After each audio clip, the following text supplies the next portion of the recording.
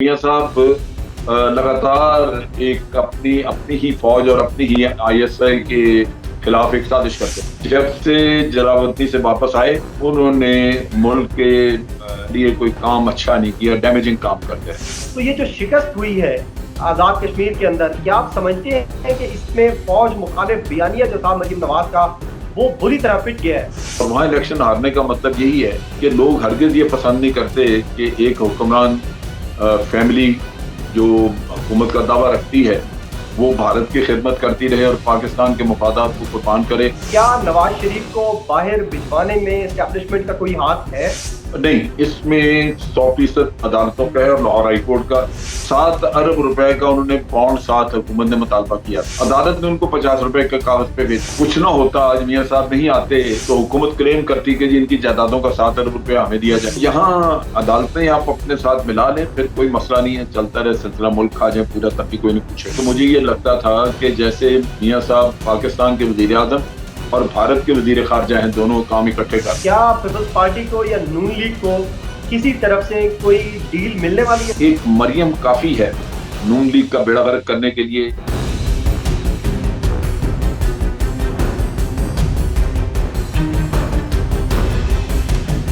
बिस्मिल्लाहिर्रहमानिर्रहीम, अस्सलाम वालेकुम। मैं हूं उमर इनाम। प्रोग्राम हेडक्वार्टर्स 360 के पहले प्रोग्राम में जनरल रिटायर्ड अमजद शुएब साहब ने वक्त दिया है। सर, आपके वक्त के लिए बहुत शुक्रिया।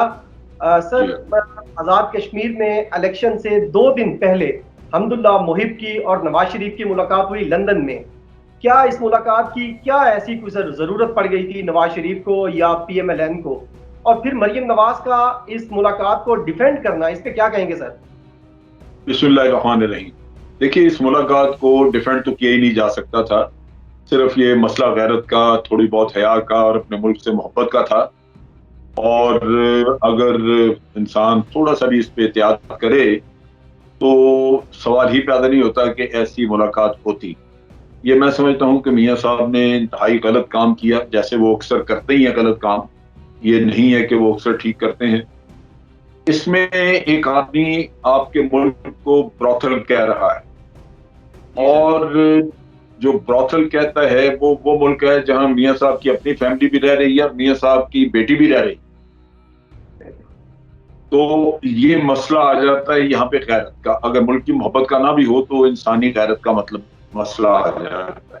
और अगर हुब्बुल वतनी का किस्सा हो तो फिर तो आप कोई भी लफ्ज अपने मुल्क के खिलाफ नहीं सुनते किसी से, और अगर कोई कह देता है तो फिर आप कहते हैं कि भाई अब तेरा मेरा वास्ता नहीं है। खासतौर पे जबकि हुकूमत पाकिस्तान ने भी उससे राब्ता खत्म कर लिया था और कह दिया था कि अब ये पर्सोना नॉन ग्रेटा, इससे कोई बातचीत नहीं होगी।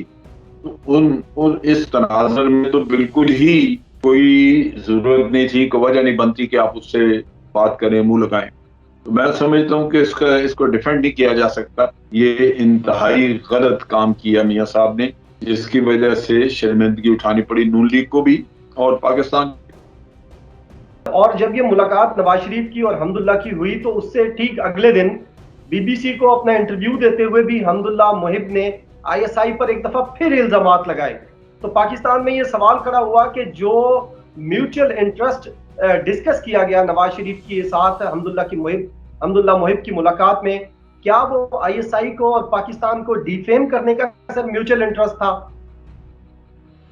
और बुनियादी तौर पे यही था, क्योंकि ये लगातार मियाँ साहब की कई सालों से ये कोशिश है और वो यही कुछ करते आ रहे हैं। आपने देखा कि बॉम्बे के वाक़े का भी अपने लोगों पे इल्जाम डाल दिया, उससे पहले पठानकोट के वाक़े का किया। कौन कौन सी चीजें मैं ये बात करूं तो वो यूं लगता है जैसे मियाँ साहब लगातार एक अपनी अपनी ही फौज और अपनी ही ISI के खिलाफ एक साजिश करते रहे। तो ये बड़ा एक अलमिया था कि मियाँ साहब की सोच कुछ अजीब थी कि जो भारत का बयानिया है वो मियाँ साहब खुद अपना लेते।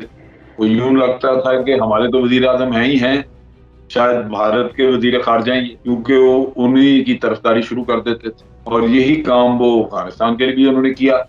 तो ये इस लिहाज से मैं समझता हूँ कि बड़ा डैमेजिंग था। वो शुरू दिन से ही, जब से जलावतनी से वापस आए, उन्होंने मुल्क के लिए कोई काम अच्छा नहीं किया, डैमेजिंग काम करते रहे। सर, आज़ाद कश्मीर की जो इलेक्शन कैंपेन थी उसमें भी मरियम नवाज ने اداروں پر کڑی تنقید کی اور نام لے لے کر جو ہے وہ اداروں کو بدنام کیا جاتا رہا، سلیکٹر کہا جاتا رہا اور کہا کہ جی سلیکٹرز کے لیے بدنامی ہے، سلیکٹر کے لیے سلیکٹڈ کے لیے بدنامی ہے. تو یہ جو شکست ہوئی ہے آزاد کشمیر کے اندر، کیا آپ سمجھتے ہیں کہ اس میں فوج مخالف بیانیہ جو تھا مریم نواز کا وہ بری طرح پٹ گیا ہے؟ وہ بالکل ہے. اس بیانیے کو پورے پاکستان میں سمجھتا ہوں کہ پذیرائی نہیں رہی. وہ کیونکہ انہوں نے ہر وقت وہی اپنا وتیرہ بنا لیا کہ یہی کچھ کرتے رہے، تو وہ آہستہ آہستہ وہ بیانیہ جو ہے وہ اپنا اثر کھو گیا. لیکن کشمیر کے الیکشنز میں ویسے بھی ایک ٹرینڈ ہے کہ جس کسی کی بھی گورنمنٹ، فیڈرل گورنمنٹ ہوتی ہے، جس کے پاس مرکز میں حکومت ہو، لوگ اسی کو ووٹ دے دیتے ہیں اور وہ بالعموم آزاد کشمیر میں اس کی حکومت بن جاتی ہے. تو یہ فنومینا بھی ہے. لیکن آپ نے اس کے بعد دیکھا سیالکوٹ میں ضمنی الیکشن میں ہارے، حالانکہ عام الیکشن تھا، کوئی اس کی اتنی بڑی بات نہیں تھی، لیکن ان کا گڑھ ہے وہ. اور وہاں الیکشن ہارنے کا مطلب یہی ہے کہ لوگ ہرگز یہ پسند نہیں کرتے کہ ایک حکمران فیملی جو حکومت کا دعویٰ رکھتی ہے وہ بھارت کی خدمت کرتی رہے اور پاکستان کے مفادات کو قربان کرے. یہ چیز جو ہے یہ وہاں پہ میرا نہیں خیال کہ لوگ اس کو پذیرائی دیں گے. ان دی لانگ رن بہت بڑی قیمت چکانی پڑے گی مسلم لیگ کو. سر ایک اور سوال بھی بہت زیادہ ڈسکس ہوتا ہے اور آپ چونکہ اس حوالے سے بڑے باخبر بھی ہیں اور اکثر آپ دبنگ انداز میں جو بھی گفتگو ہوتی ہے وہ کر دیتے ہیں بغیر کوئی لگے لپٹے. سر یہ سوال اکثر پوچھا جاتا ہے نوجوانوں کی طرف سے پاکستان میں کہ کیا نواز شریف کو باہر بھجوانے میں اسٹیبلشمنٹ کا کوئی ہاتھ ہے؟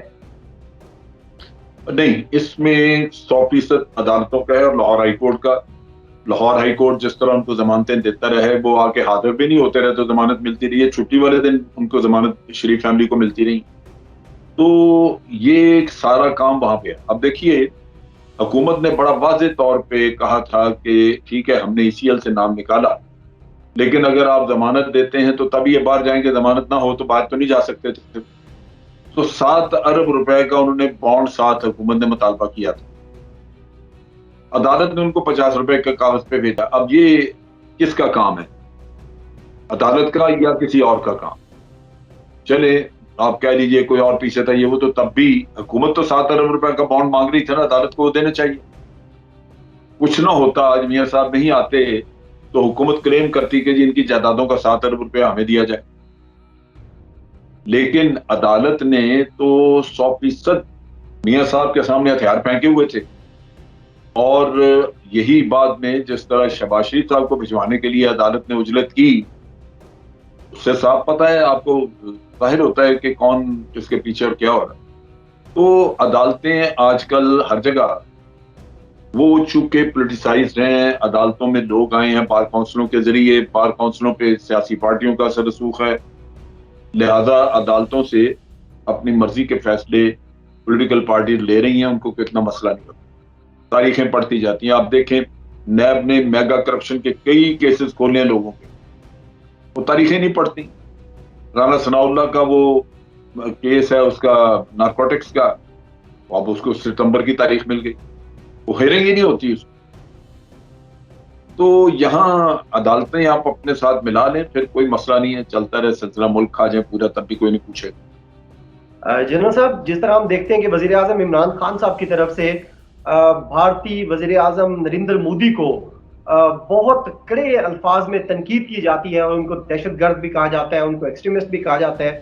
اس طرح کا کوئی نیریٹو، حالانکہ RSS تو تب سے بھی وہاں آپریٹ کر رہی تھی اور اس کا گورنمنٹ کے اندر بھی لینا دینا تھا، لیکن کیا آپ سمجھتے ہیں کہ ہماری جو پچھلی خصوصاً 2 گورنمنٹس گزری ہیں پولیٹیکل اور ہماری جمہوریت کی جو 2 گورنمنٹس گزری ہیں، انہوں نے کیوں آخر جو بھارت کو سیف پیسج دیا یا سیف ہینڈ دیا یا ان کو بخشے رکھا؟ اس کے پیچھے آپ کیا وجوہات دیکھتے ہیں سر؟ یہ زیادہ تر تو پچھلے 5 سالوں میں ہوا. کشمیر کا نام نہیں لیا جاتا تھا. آپ ہمارے جو امبیسڈر تھے عبد الباسط، ان کی کتاب پڑھیں، ان کے انٹرویو دیکھیں، کرن تھاپر نے لیا تھا. تسنیم اسلم جو ہماری فارن سیکرٹری بھی رہی، ان کے دیکھیں آپ انٹرویوز. وہ کہتے ہیں کہ ہمیں منع کیا ہوا تھا کہ بھارت کے خلاف نہیں بولنا آپ. تو جی یہ زرداری صاحب کے دور میں ٹھیک ہے کچھ کم ہوا، لیکن اتنا برا حال نہیں تھا جو میاں صاحب کے وقت میں آ کے ہوا۔ میں تبھی تو کہتا ہوں کہ مجھے یہ لگتا تھا کہ جیسے میاں صاحب پاکستان کے وزیر اعظم اور بھارت کے وزیر خارجہ ہیں، دونوں کام اکٹھے کر رہے ہیں، کیونکہ بھارت کو تو انہوں نے ہر حال میں فائدہ ہی پہنچایا، کوئی کسی چیز پہ تنقید نہیں کی۔ 70,000 لوگ پاکستان کے مارے گئے، بھارت پوری دنیا میں کہتا رہا کہ پاکستان ٹیررزم کراتا ہے، پاکستان ٹیررسٹ اسٹیٹ ہے، کبھی میاں صاحب کے منہ سے نکلا ہی نہیں کہ دنیا کو کہیں جی یہ بھارت جھوٹ بولتا ہے۔